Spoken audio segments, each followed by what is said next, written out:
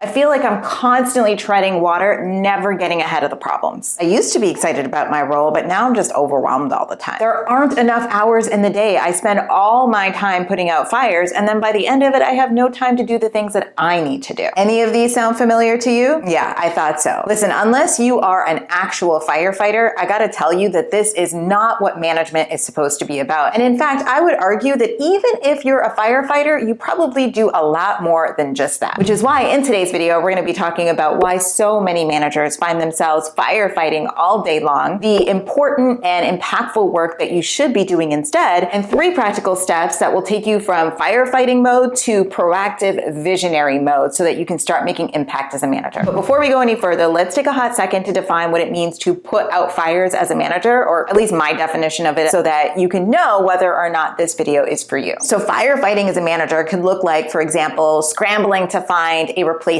for a team member that last minute called in sick because you don't necessarily have, or you haven't built, a cross-functional team or department with overlapping skills. Or it can look like fielding frantic calls from clients who are maybe upset or need more information because your team members aren't necessarily empowered on the ground to deal with these things on their own. Or it can look like having to rewrite or redo just different components of the work because of the fact that you didn't necessarily set up the clearest of expectations up front or provide enough feedback at the beginning of the process. So if any of those things ring true for you, or if they resonate, then this video will definitely help. So I would say about like 70% of the students that I've worked with in the past have come to me with this very issue, feeling like they're stuck in this hamster wheel or in this cycle of firefighting all the time. And so I want you to know that if you're in this place, like, don't beat yourself up about it, because a lot of people fall into this trap, and it is a really easy trap to fall into. So let's talk about why that is. Like, why do so many of us as managers fall into this trap of consistently firefighting? The thing that I've observed is that it all boils down to perceived value, or where they perceive their value to be as a manager. So what I want to do is introduce you to 2 managers to help demonstrate what I mean when I say that it all boils down to perceived value. So the first manager I want to introduce you to is Firefighting Fiona, who grounds her value in being the group's problem solver. So she thrives in chaos and constantly being in the mix of emergencies. So her days are a whirlwind of emails and meetings and putting out small fires, even if it means sacrificing her own well-being and neglecting the bigger picture. Managing the day-to-day is also her mantra, leaving very little room for proactive planning or strategic thinking. So her reaction, as you can see, is to do. She is the doer as a manager versus proactive Paige. And unlike Fiona, she understands the value of her time. And so as a result, she knows that constantly saying yes to every single request is just going to stretch her thin and limit her ability to focus on the bigger picture. And so because of that, she recognizes that her true power is in developing her team. So instead of always jumping in to save the day, she asks herself, well, who on my team can learn and grow from tackling this challenge? So as you can see, her reaction is to think. Clearly, Fiona and Paige have a very different understanding and perspective of their role. The truth is, for as long as you see it to be your job to fight fires, that is what you are going to invest the time in and spend all your day doing. But hold on, I know you're sitting there thinking to yourself, but Mac, if that isn't my job, then what is? And that's a valid question, because if I was watching me right now, I would have the same question. And so to answer that question, what I want to do is go back to the example of Fiona and Paige. But this time what I want to do is peer into their future. So let's say they continue down the path that they're on. What would their future look like? What would be the impact on their team? Let's take a look at what that looks like in order to determine what their actual job is. Well, for Fiona, if we took a look at her in the next 6 months, we'd probably see her drowning in just a lot of operational tasks. But at the same time, she would also have a really reliant team because of the fact that she's the go-to person. So everyone has to go to her, thus their skills are not growing, their skills are not getting better. And so as a result, it's a stifled team. She's not able to accomplish strategic initiatives or plans because, again, she's the go-to person. They're not, right? And so her impact is limited to simply just being the firefighter. But for Paige, things are going to look a lot different because, remember, she valued her time. So instead of spending her time doing, she was thinking. She's thinking, how do I help develop my people? And so as a result, she can do a lot more. And the other thing too is because her team is taking care of the things that they should be taking care of, she can now spend her time on strategic planning, strategic thinking, and execution. And as a result, result, her team moves ahead further and faster, and she can focus on really important components of her role like process development, team development, as well as long-term goals. And so her results are going to be truly impactful. Instead of being limited to simply being a firefighter, she's actually going further and faster with her team, all because she viewed her role differently. In the heat of it all, firefighting is one of those things that I feel is really deceptive. And that's because of the fact that it makes you feel like you're doing really important and impactful work, when in actuality, it's kind of like you're trying to extinguish a forest fire with a bucket of water. It might offer temporary relief, but it doesn't actually solve the root cause of the problem, because that fire will keep burning and you will be back to square one in no time at all. But listen, I know that it's one thing to understand this in theory and a completely different thing to break this cycle that you might be in. And I know that to be the case because there's so many of my students that will say to me, but Mac, how can I possibly break this cycle that I'm currently in right now when every single day I'm just continuing to put out fires and new fires are being created